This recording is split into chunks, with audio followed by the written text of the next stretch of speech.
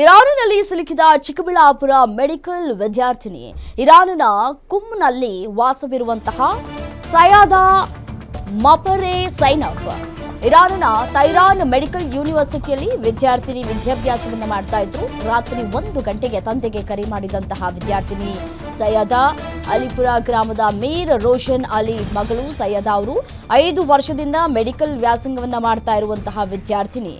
ಇನ್ನು ತಮ್ಮ ಮಗಳು ಇರಾನ್ನಲ್ಲಿ ಸಿಲುಕಿಕೊಂಡಿದ್ದಾರೆ ಹೇಗಿದ್ದಾರೆ ಅನ್ನುವಂತಹ ಬಗ್ಗೆ ಸೈಯದ ತಂದೆ ಗ್ಯಾರಂಟಿ ನ್ಯೂಸ್ಗೆ ವಿವರಣೆಯನ್ನು ಕೊಟ್ಟಿದ್ದಾನೆ. ಬನ್ನಿ ಅವರು ಏನು ಹೇಳಿದ್ರು ಅಂತ ನೋಡ್ತಾ ಹೋಗೋಣ.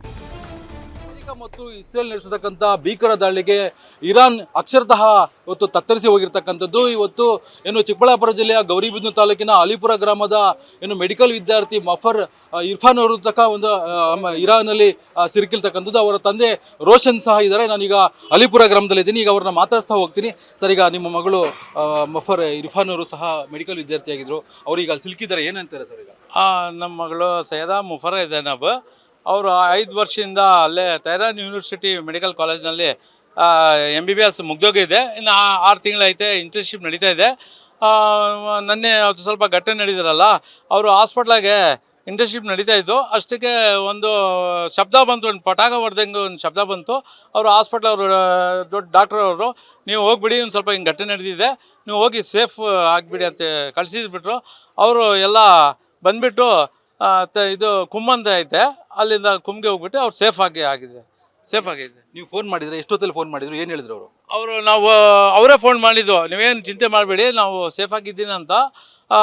ಅಷ್ಟೇ, ಏನು ನಮಗೆ ತೊಂದರೆ ಇಲ್ಲ.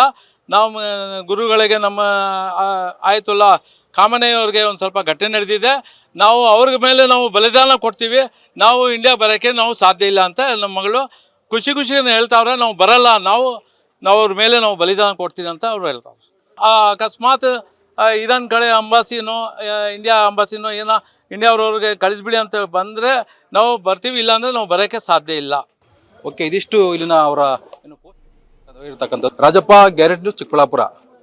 ನಿಮ್ಮೂರಿನಿಂದ ವಿಶ್ವ ಮಟ್ಟದವರೆಗೆ ರಾಜಕೀಯ, ಸಿನಿಮಾ, ಸ್ಪೋರ್ಟ್ಸ್ ಯಾವ ಸುದ್ದಿಯೂ ಮಿಸ್ ಆಗಲ್ಲ.